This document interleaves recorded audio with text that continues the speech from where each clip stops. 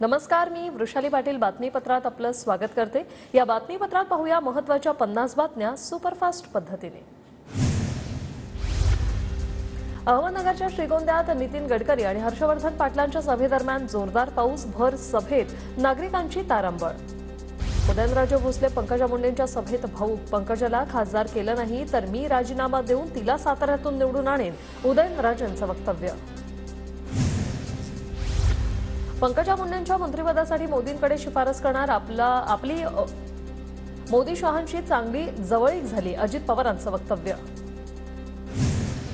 छगन भुजबळ हेमंत गोडसेंच्या प्रचारात, भुजबळ नाराज असल्यानं प्रचारात येत नसल्याची होती चर्चा, हेमंत गोडसे नाशिकचे महायुतीचे उमेदवार।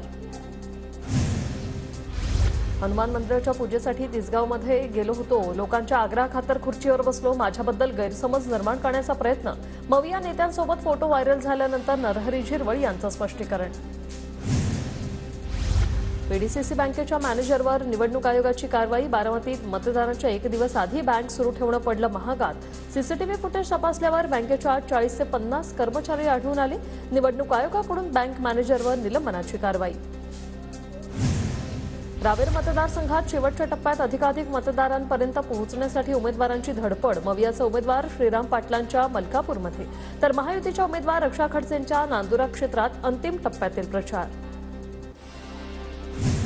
धाराशिवचे माजी खासदार रवींद्र गायकवाड यांच्या विरोधात गुन्हा दाखल, अल्पसंख्याकांवर आक्षेपार्ह वक्तव्य केल्याने कारवाई, धार्मिक भावना दुखावल्याचा गायकवाडांवर आरोप। गिरीश महाजनांच्या भेटीनंतर सुरेश जैन यांचा महायुतीला पाठिंबा, विकासाच्या मुद्द्यावरून पाठिंबा दिला, सुरेश जैन यांची प्रतिक्रिया। सुरेश जैन यांच्याकडून कालच ठाकरे गटाच्या सदस्यत्व पदाचा राजीनामा। पालघरमधील मवियाचे उमेदवार भारती कांबडी यांच्या प्रचारासाठी उद्धव ठाकरेंची विविध संघटनांच्या भेटीगाठी, ठाकरेंनी मुस्लिम समुदायाच्या शिष्टमंडळाशी संवाद साधला। साई रिसॉर्टचा अनधिकृत दुसरा मजला 10 दिवसांमध्ये पाडणार, सदानंद कदम यांची मुंबई उच्च न्यायालयात हमी, कदम यांच्याकडून न्यायालयाला लेखी प्रतिज्ञापत्रही सादर।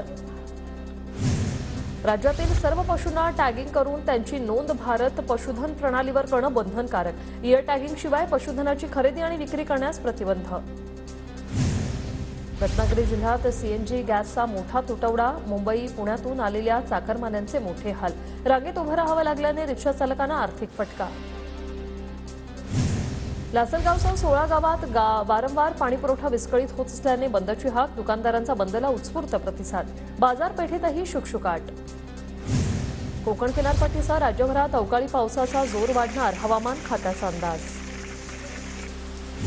सांगलीच्या वाळवा तालुक्यात वादळी वाऱ्यासह गारपिटीचा तडाखा, भाजीपाल्याचं अतोनात नुकसान, सरकारकडे नुकसान भरपाई देण्याची शेतकऱ्यांची मागणी।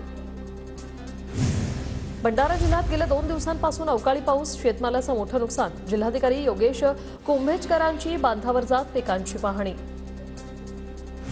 भंडारा जिल्ह्यात अवकाळी पावसाची हजेरी, दिवसाआड पावसामुळे शेतकऱ्यांची चिंता वाढली।